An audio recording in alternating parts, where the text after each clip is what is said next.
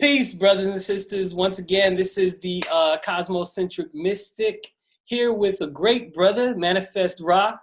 Peace and blessings, brother. Peace and blessings, priest. I'm in. Yo, so this brother has been in the community, the DC community, really for a very long time, teaching brothers and sisters how to live a holistic lifestyle, incorporating different healing arts inside their lives. And he's been teaching on a consistent basis. He's really been in the community. He's been on the ground floor, and he's done some really great work. I've had an opportunity to be a part of his program, to work with the brother. I've seen the brother. I've heard the brother's name and some great in reference to the great work he's been doing. So I just wanted to open this up, make this a wider platform, show the, let the brother speak about what he's doing, and then how to help the community and how other brothers and sisters can possibly benefit from the knowledge that you have, brother.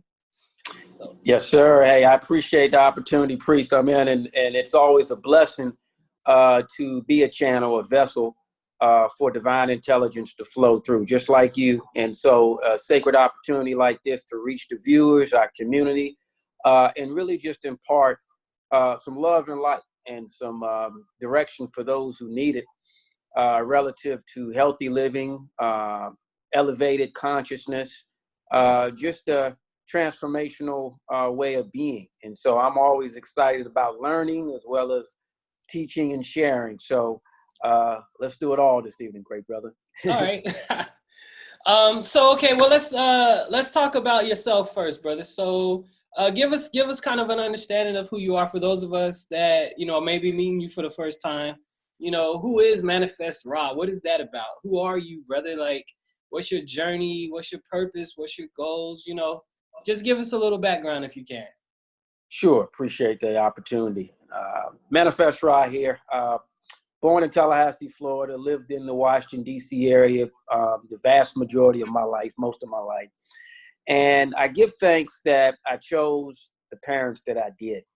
Dad, growing up, was far more, how can I say it, on the political, some would even say Pan-Africanist, Black national perspective, in just his way of being.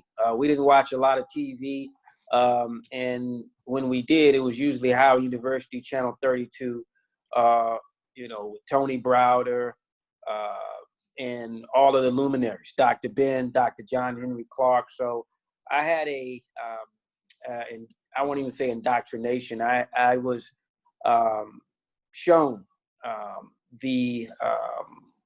how can I say it, the greatness of our community of melanated people at a very early age. And oftentimes I had to read Black Enterprise magazine, the ISIS papers, autobiography of Malcolm X, all of these books of knowledge and wisdom, and media outlets for knowledge and wisdom at times before I could even go out and play football and basketball. And so, there were times where I kind of looked at my dad sideways and said, what is this about? Didn't know at the particular time. I even remember when I was about 8 years old, my dad called me in and he said, I want you to look up black, the definitions black and white in the Webster's dictionary. I think my dad still has this dictionary. It's about the size of a refrigerator. You know what I mean? So he said, so when I looked it up, of course, everything about black was evil, derogatory, demonic, bad, stay away from it, all those kinds of things. Everything about white was pure, angelic, divine, and the like. And so in red highlighted fashion, my dad stated some words that were unequivocal about the whole process. You know what I mean? He called it pure something, something, something, And so, All right, fill it in. I got that. Yeah, I got that. Right. And so he said, well, hey, go look up white and the same thing. You know what I mean? And so as I was reading that, angelic, divine, pure, all of those things in the same terminology, pure, such and such and such and such. So it was like shock value for me, but exactly what I needed at that particular time in my life. I remember probably about a year or two after that, we were at the dinner table. And because we always ate dinner together, and my dad said, I asked my brother and I, he said, so what does God look like? And we kind of looked at each other, we eating food, kind of like, what? We're just going, And And so I said, well, you know, I thought about it for a brief moment, and I said, well, I said, you know, probably kind of a white guy and that kind of thing. And he slammed his hand, you know, his fist on the table. I told you, Mary, they were going to say that. What? And so, Wow. you know, Yeah. so basically my dad went about the process of deconstructing the white supremacist indoctrination and you were doing educating this me. at a very young age. Absolutely. Wow. Very young age. Yeah. Very young age. So this is like before you're even 10 years old at this point. Absolutely. Okay. Absolutely. Absolutely. And so my mom has always been the spiritual force of the family, you know, always do the right thing. We were never really religious, so to speak, or went to church, but spirit was in everything. And as we know, spirituality is the foundation for all belief systems if folks choose to align with that. So it was always about doing the right things for the right reason, under the right circumstances, with the right people. And even if you're doing the right thing, but you're not doing it for the right reasons, you need to check yourself and step back. So, and then juicing. We weren't vegan, vegetarian, but juicing was something I had a very early opportunity to observe from my dad, probably when I was about 10 or 11 years old.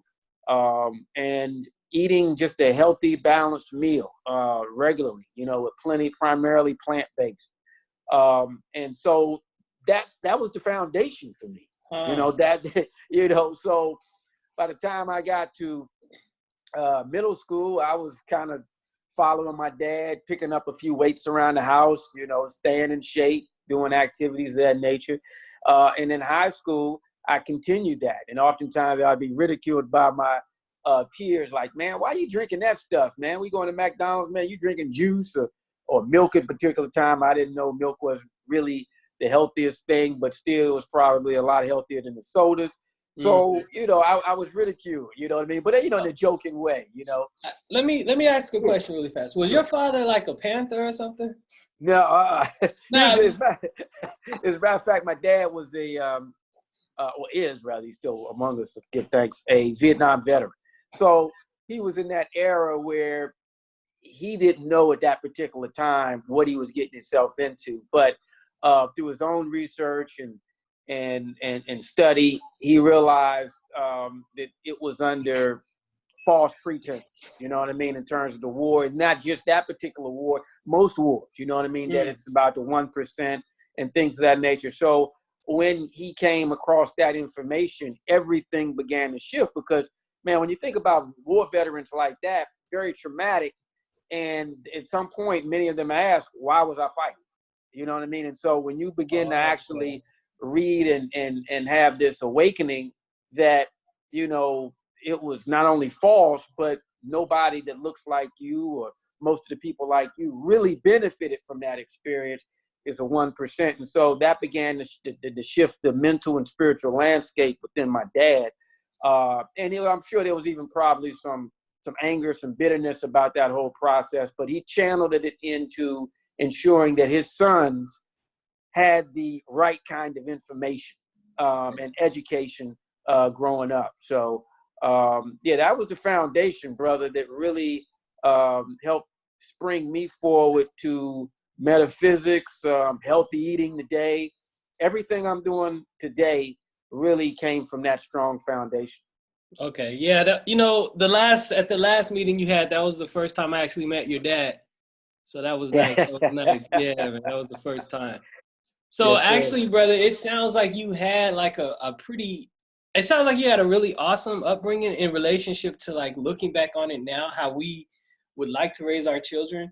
I asked if your father was like a Panther because I remember reading a pamphlet. I think it was the All African People's Revolutionary Party pamphlet or something on like how to like engage this society as a, African revolutionary. And like, this is what you want to do. You want to exercise all the time. You want to be a revolutionary warrior. You want to meditate. You want to eat healthy. It was like a little manual. I got it back in like 97 or something. Wow. And so listening to what you're talking about, I'm like, did your dad like read this manual or help write it? That's what it sounds like. But But of course, now was this in Tallahassee or DC where you had these experiences? Oh, the DC area. I really grew up right outside of DC in Temple Hills, Maryland, and a few other places, Landover, Kentland area. But yeah, that was Okay, generally so speaking up here in the DC area. so I mean, I'm guessing it was good that you were in the DC area because DC is very unique in that it's not that spread out, and then it's a large conscious community out here. And so, but if you were to have that type of conscious understanding as a youth growing up, you would have been alone, like by yourself. So my question is, like, were you by yourself growing up, or did you have other brothers and sisters of like minds around you? Well, it was kind of just my brother and I, and we really didn't understand the fullness of what we were learning and what we were experiencing. You know, we just said, okay, hey, that's our dad. You know, he's telling us to do it. We're going to do it, you know.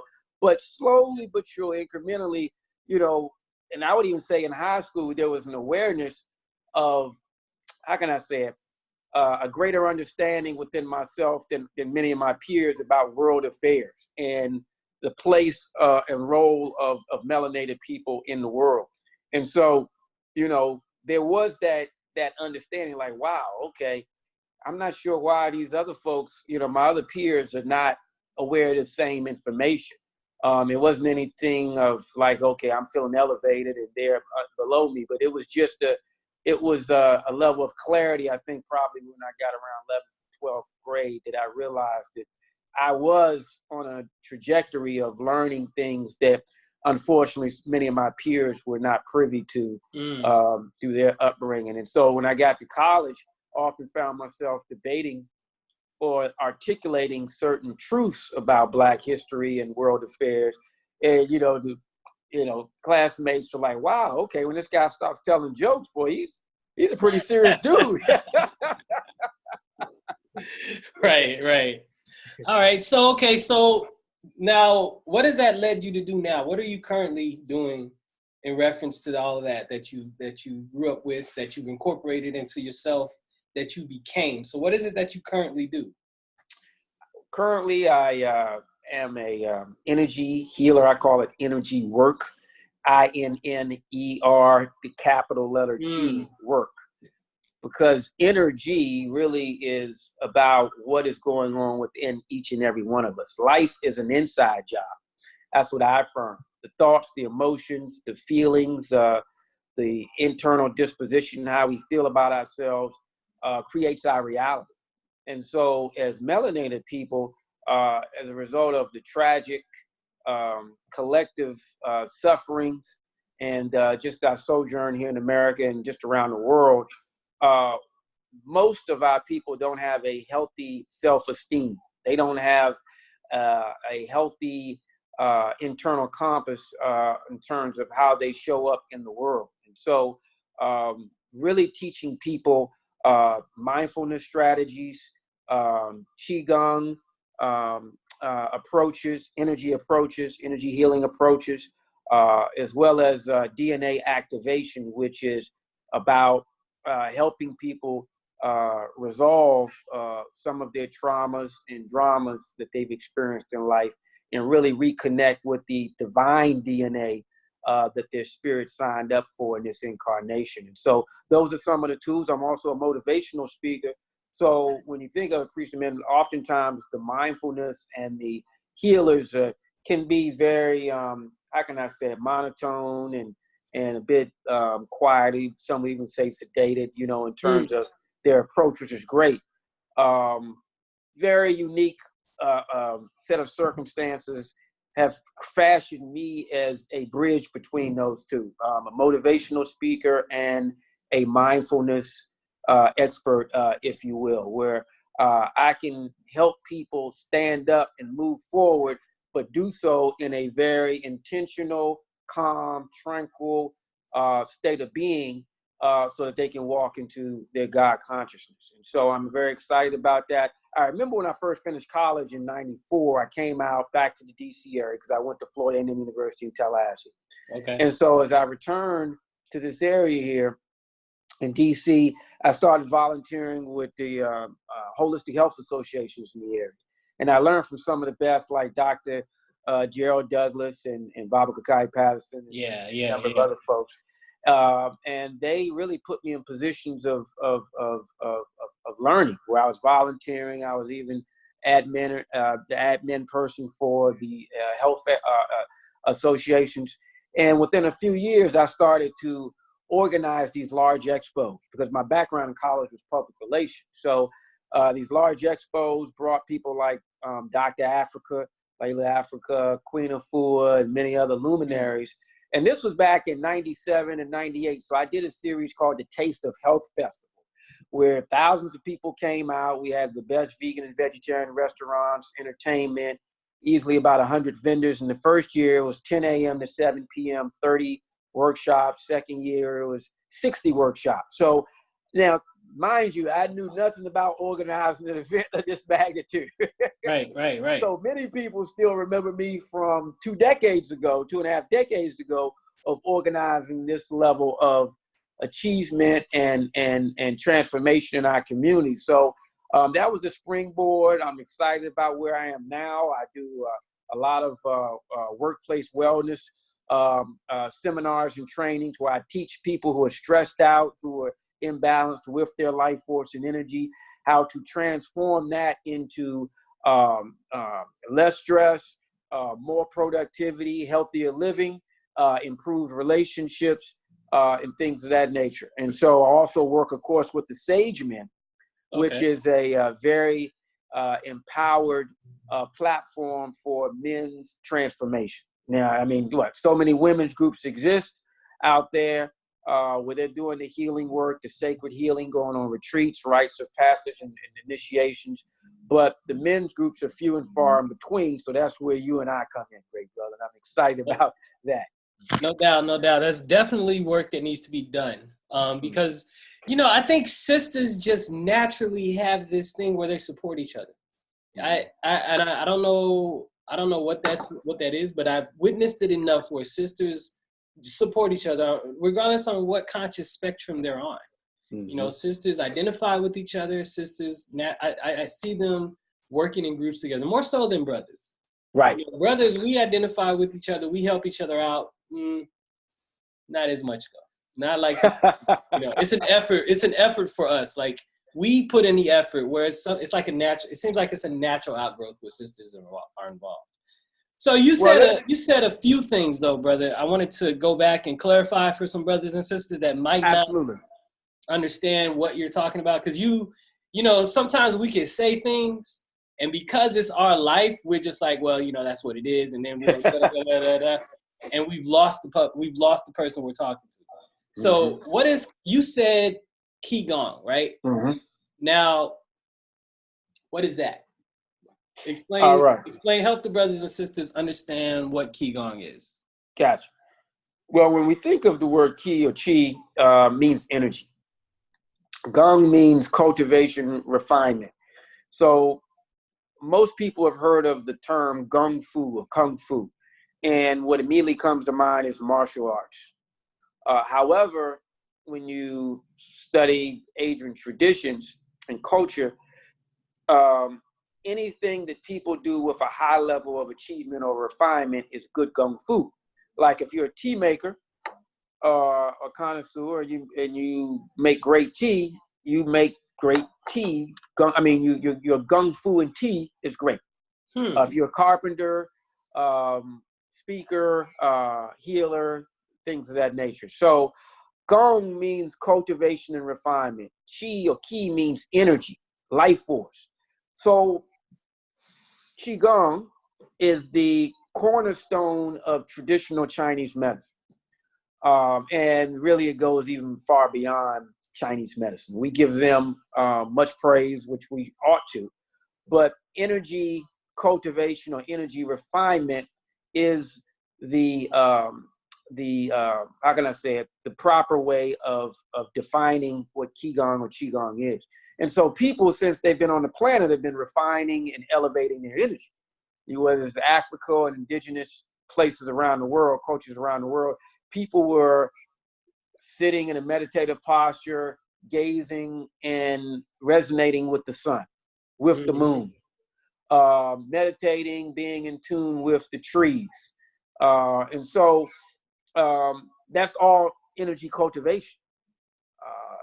Now, what we have to acknowledge is that the Asians took things to another level, if you will, in terms of the evolution of this energy management, and they created a whole way of life that is that encompasses healing, martial arts, spiritual development, and even to some extent some of their political culture and philosophy comes from this energy management and refinement system. And so Qigong has an infinite amount of exercises that deal with sitting, standing, and moving meditation.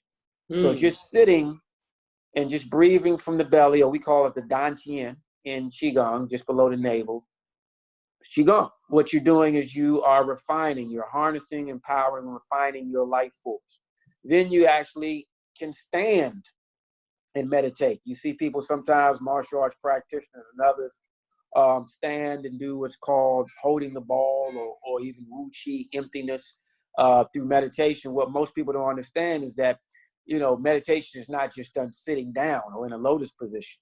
That standing meditation in many schools of wisdom is actually more empowering than sitting meditation, because the body's fully activated in a standing position, yet meditative at the same time. So the charge and the electrical and magnetic charge is a bit different. And then you have the moving meditation, Tai Chi, and also moving forms of Qigong. So when we think of Tai Chi and Qigong in Chinese medicine, Qigong is the tree, if you will, and Tai Chi is a branch, acupuncture is a branch, internal martial arts systems are branches as well. However, and Chinese herbology and tonic herbs are all branches, but at the foundation of all of that is Qigong, which covers all of the internal organs, the cellular makeup, every aspect of our being, the energy centers, the acupuncture points that allow the branching out into mastery of martial arts, of Tai Chi, of Chinese herbs, and other healing systems. So Qigong, energy management, is the foundation for everything that we experience in life. Wow.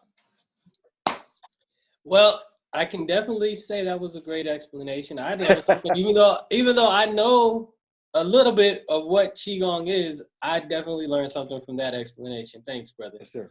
All right, so, well, DNA activation. Mm-hmm. I've heard this several times. There was a sister, Nikki Love.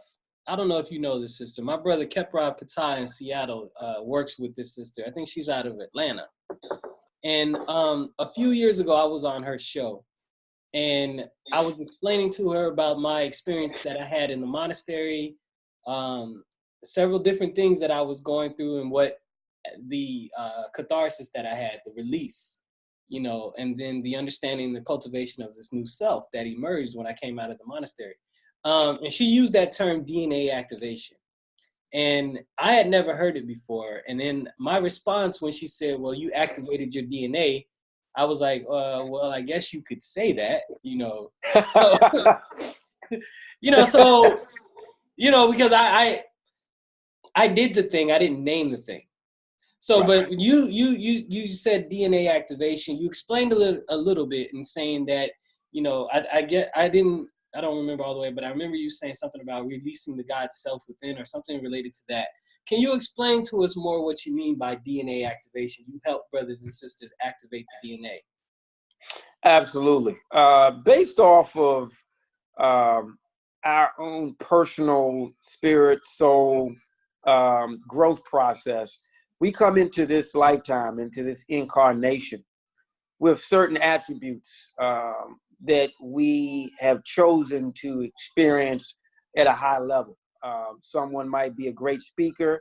However, it might be blocked based off of a childhood experience when someone told him, you don't know how to talk, or you don't know what you're talking about. And that child may experience trauma to the point where they begin to stutter because they don't have the confidence to embrace that role as a magnetic speaker that they signed up to do. Someone else could be a healer. Naturally, intuitively, that's their nature. But they were raised in a family that was a bit conservative and told them energy healing and qigong and DNA activation and aspects of living like that were of the devil or something of that nature. So that person could close down and not really align and activate and elevate that natural organic aspect of who they really are. So, and I mean, I've even experienced people on my healing journey who were told, it was a good friend of mine, she was no longer with us, but she was a natural healer and went to college. I can't remember her undergraduate degree, but she told her father that she had a very strong, close relationship with, that she wanted to get a master's degree in esoteric healing, metaphysical healing, indigenous healing, something of that nature. And he looked at her and told her it was the dumbest thing he ever heard. You know what I mean? And she Yeah. I had that experience too, brother. Because I was telling him this. This was when I think I was a junior at Howard, and I was like, you know, I want to go into studying the chakra and chakra psychology. And the professor was like, "What?" I was like, wow. You know, he had no answer for me, so I had to really understand it myself. So yeah, I can definitely identify with that. And see, that's great that you continued, you know, for whatever that is, perhaps whether it's your family upbringing or it's just your intestinal spiritual fortitude and saying like, listen, I'm not going to, you know what I'm saying, be handicapped by, you know, somebody else's limited awareness about who I am. Now, that particular sister, as a result of it being her father, you know what I mean, the first man that she ever loved, it was a bit different than, you know, your scenario. So she never really pursued professionally or from a career path what was authentic and natural to her. And so in a coaching program I led, it was an epiphany, you know, when she revealed she had breast cancer, you know what I mean, that she had shut down her healing abilities as a result of, you know, that traumatic experience with her dad. And even when it came to really realigning with her healing ability, she could never do it fully and sufficiently necessary to overcome the cancer, to, how can I say it, heal that imbalance. Even though she was into chakra healing and crystals and things of that nature, just to be honest, from my observation, knowing her, she didn't fully align with that. She went back to the conventional way to deal with, you know what I mean, something that came about metaphysically, you know. Right. So, you know, had I known more about DNA activation then, because that was many years ago, you know, perhaps somebody, you know, I could have pointed her to another direction or maybe even helped her out in that regard myself. So to answer your question, DNA activation is a set of strategies, energetic strategies, whether it be meditations, mantras, words of power, mudras, hand positions, that activate certain parts of the body, certain organs, certain energy centers, acupuncture points to dislodge us and disengage from us from contracts. And I know I'm sounding a little, maybe I want to bring it back down to layman's terms here. We've had certain experiences that were traumatic, that were unpleasant, that really are about our learning evolutionary process.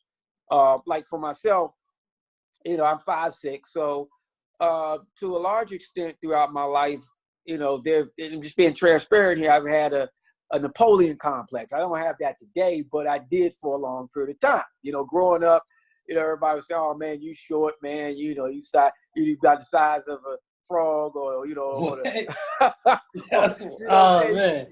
can you barely people see are over hard, the curve?" brother.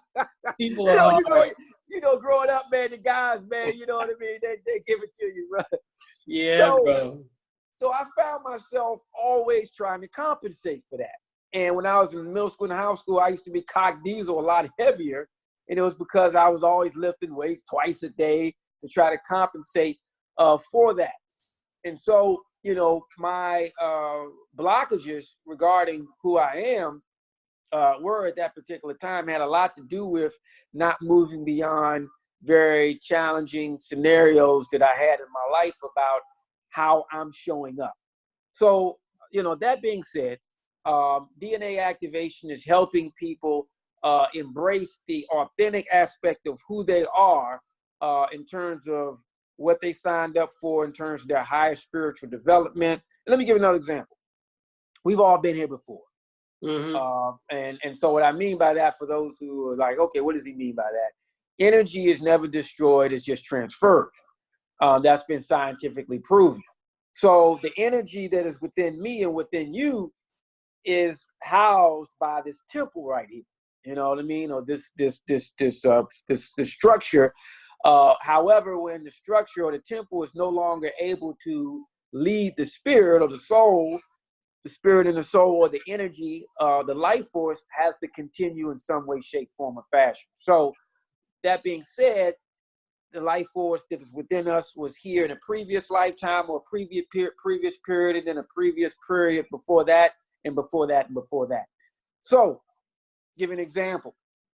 One of the things that I learned in DNA activation is that my fear of losing family members in this lifetime, and I know this was absolutely true because I've had an intense fear of losing people around me in this lifetime, goes back to previous lifetimes where I was isolated and died alone from my family. So I remember very early on as a little boy, there were times I got lost in department stores and things, and I was just, you know, bawling and crying, and it was just, you know, the best thing ever when I was found by family members or the department store manager. Please come get your child and things of that nature. So growing up, I had I would even say in early adult life, I had a very intense fear of losing people around me. I had no idea where it came from. My parents were always there, have been always there for me.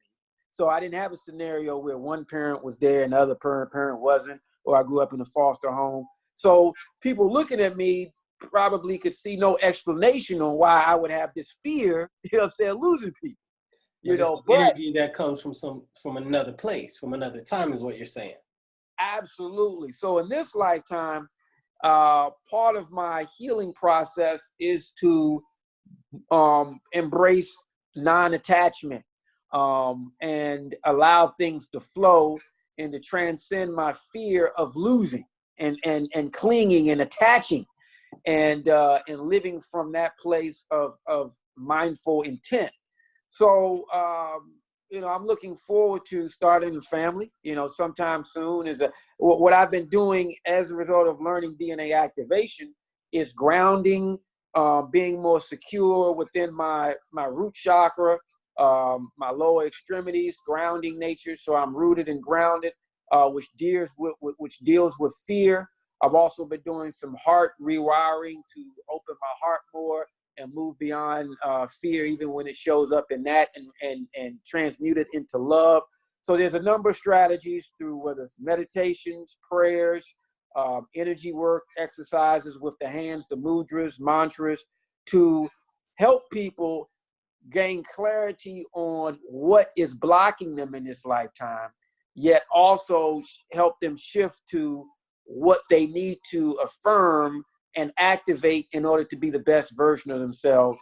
Because some people are natural healers, other people are natural speakers, some people are great working with children, but we have so many blockages within our DNA matrix that is not really authentic, that we have to clear out and then restructure, recondition, so we can be that divine God being that we signed up to be. Understood. Okay. Brother, you are definitely clearing up some things for myself as well. I didn't know that's what the sister was speaking on even to this day. You know, but that leads me into my next conversation piece with you. This was like the first time in our conversation that I was able to see what you're wearing, brother. Let the brothers and sisters see what you're wearing, this shirt that you got on. Yes, Open your hand. sir. Yeah. So Sagemen, what's that about? I know you have a retreat coming up. It sounds like our brothers and sisters in this retreat going to be learning different things about DNA activation and Qigong and things of this nature. Can you tell us about what happens with this? What is Sagemen? What is this? Can you Absolutely. explain some more about this? Yes, sir. Great. Sagemen, when we utter the word sage, what the first thing comes to mind for many people is the purification tool, the resin that oftentimes, particularly here in this part of the world, is very strong in Native American indigenous cultures. And we know, of course, our people, if you will, are part of that Native American culture. So sage, purification tool. A man, in order to be the best and highest version of himself, must first purify himself from many of those ways of being, those strategies of survival that really don't align with self-actualization and self-realization, meaning walking as the best version of ourselves.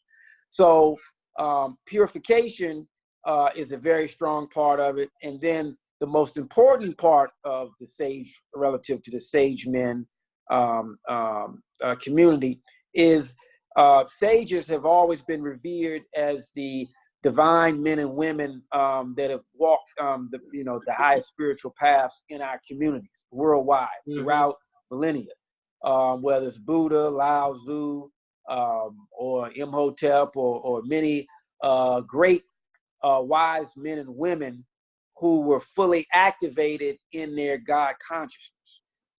That's the nature of a sage. So in order to evolve and grow into that being, there first must be a level, an ongoing level of purification relative to all the things that we've experienced in previous lifetimes, as well as this lifetime, and what we will experience. So a sage man is a man who embraces purification, fortification, and transformation in order to walk as his God self on planet Earth in this incarnation. And so that program was born out of, that community was born out of a men and women's gathering in the Washington, D.C. area back in 2013. At that particular time, I was organizing a number of monthly events known as the Universal Love Movement, where we brought people from all walks of life to talk about organic gardening, Qigong, metaphysics and healing, and peace and love, and everything relative to healing humanity. And so we would always have a theme for the new moon, the full moon, or the solstice or the equinox, either those monthly or seasonal shifts. So this particular time, it was right around the summer solstice, which we know is the time in the hemisphere that is most experiencing the daylight, the activity, the masculine energy, everybody getting out, doing, activated, so forth and so on. So as I got quiet, I said, what's going to be the theme for this month?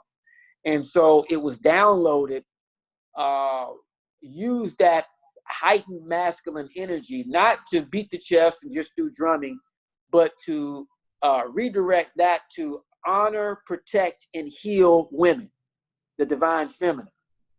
So we had about 15 brothers that attended, about 20 sisters, and the sisters had no idea what they were going to experience.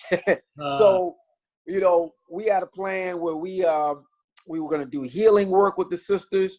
We were going to do mantras and affirmations with the sisters.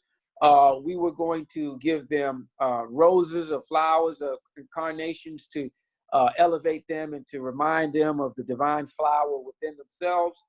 And we also gave them fresh coconut water from Keppers that was made just moments before the event. So what we did is the brothers gathered in a corner of the room, and there was a sister there who was astute enough to and aligned enough to say, okay, sisters, we need to actually go on the other side of the room to get so they could get themselves together to be able to even be able to receive the healing that the brothers were going to do.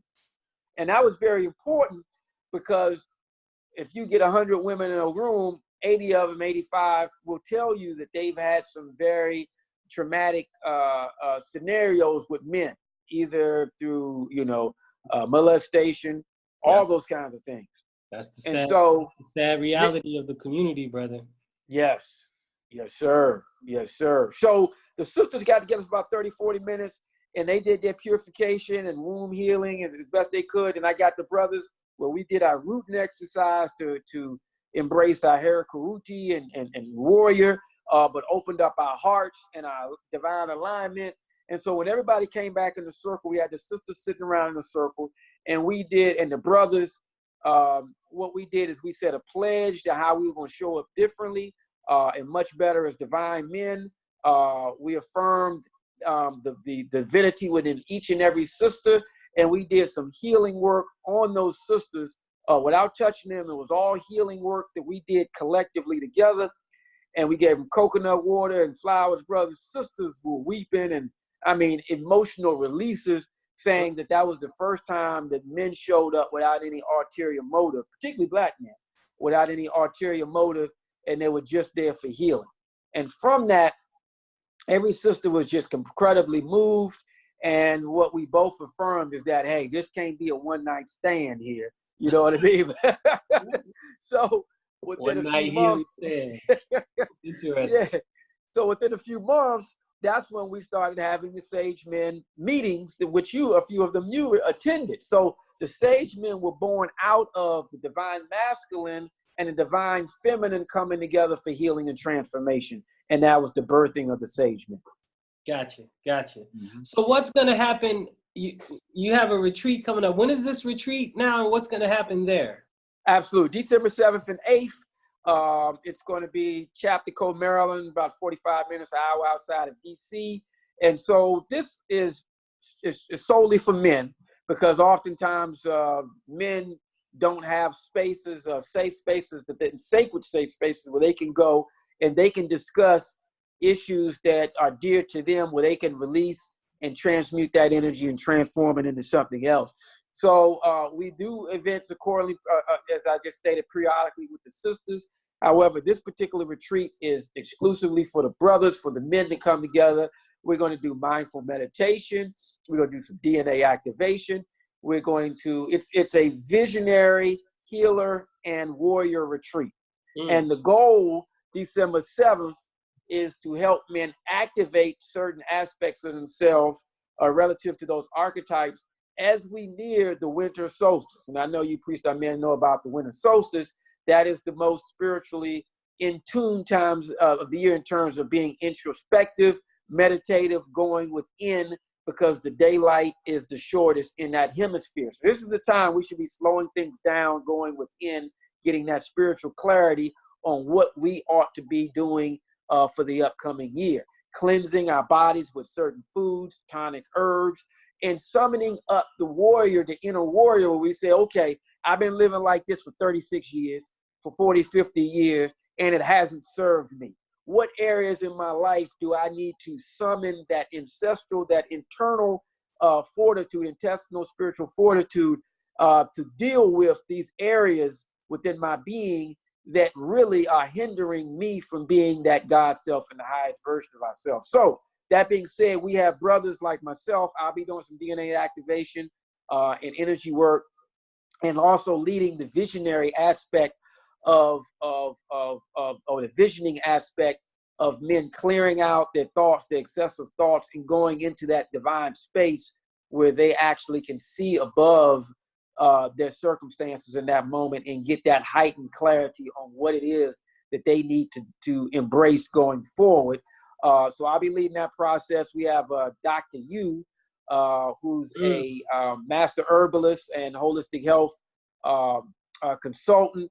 He's going to be teaching about cleansing foods to do for the coming weeks as we move into the winter solstice, to purify the digestive tract, because there's a direct connection between the belly or the colon and the brain, and scientifically proven. That's why when we fill up with all these foods during quote unquote Thanksgiving, Christmas, and the holiday season, most people feel bloated. This is the time of the year we experience the most hospital visits. And conversely, when we clean out the colon and we have a process where we let go and flow, we actually have a heightened level of spiritual awareness, mental clarity, and an elevated state of well-being. And also the majority of the immune system is located in the gut. So Dr. Yu is going to help us clear out all of this stuff through a number of cleansing foods, healing tonics, and other ways of being that will be, vital to this process. And then Mfudishi Khalil Masi, a master martial artist, Yoruba priest, sorry about that. You're definitely a good, strong brother. Yoruba priest and a filmmaker will be leading the warrior, the masculine warrior. What's that? You said Mfudishi's coming? Yeah, he's Mfudishi. From New York? Well, this one is several different Mfudishi. This one's from New Jersey, but they all are under the same school. Absolutely. And so this one is Mfudishi Khalil Masi. I know his father very well. I trained with his father. Matter of fact, his father was my first Qigong master over 20 years ago. So Mfudishi Khalil has been embracing mindfulness and meditation and martial arts all of his life because his father had him doing it as soon as he was able to walk. So this brother is very powerful, very strong, and has been into martial arts probably well over 40 years. So he's going to be bringing a number of spiritual warrior as well as internal warrior strategies to deal with those aspects of ourselves that are fear-based, that insecurity-based, that deal with the subconscious mind and keeping us small and not activating and elevating the highest aspects of ourselves. So we're also going to have some sound healing there, brotherhood talks, manhood circles, and just a number of great activities. So it's going to be a powerful experience, man. I can't wait. We did one similar last year. Priest Our Men had about 12 brothers. I know we'll have more. And man, you need to be there, brother. Everybody who's watching this needs to be there. Yeah, definitely. So what's the information? How do we get in touch? How do we get connected? Absolutely. Go to thesagemen.com, THESAGE.com, thesagemen.com for more information. We have the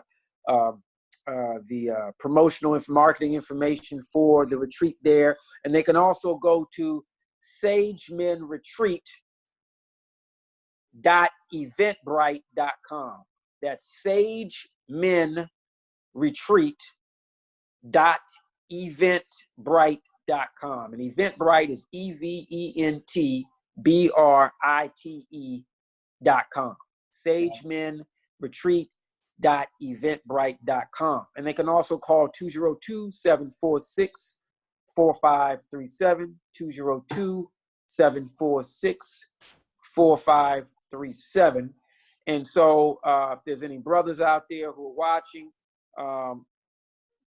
we all are experiencing certain challenges on this earth plane as Black men.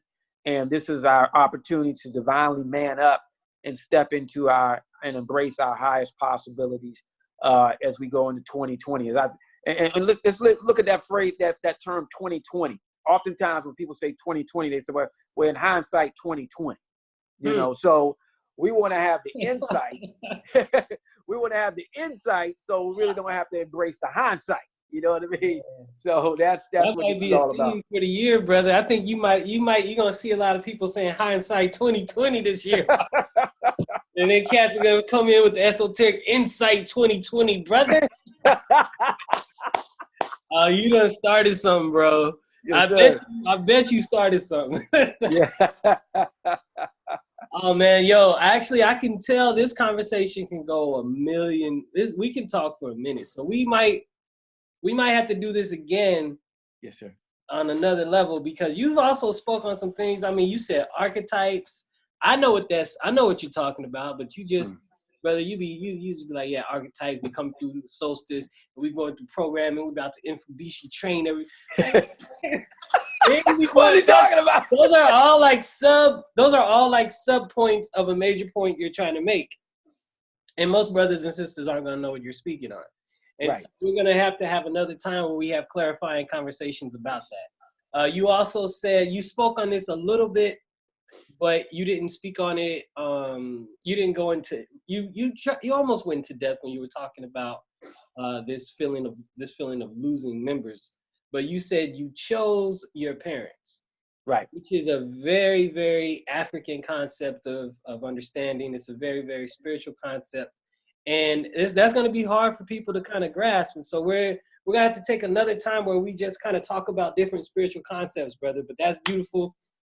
I hope you're down for it. I'm down Absolutely. for it. It's definitely conversations that people need to be exposed to. And it's more conversations we need to have as we reclaim the greatness of African civilization, as we reclaim our mental health, as we reclaim our spirituality, and all of those factors, brother. So it's been great, brother. I'm sure brothers and sisters have been really filled up by your information, brother, by your knowledge. I want to thank you, for coming on, brother. Peace and blessings. And we'll look forward to talking to you again, and definitely going to catch you next week. Hey, likewise. Hey, sounds great, brother. Man, you keep doing the great work. Awesome platform. And man, I feel like I've been in the cosmos the whole time as I've been doing this show this evening, man. And I say that, I mean, just a very expansive way of being, not just between you and I, but I feel like the community has always been here. You know what I mean? Whether it's ancestors or those who are watching. And those who may not even be watching but are benefiting from this conversation. So I give thanks. I want to encourage you to keep doing this great work that you're doing.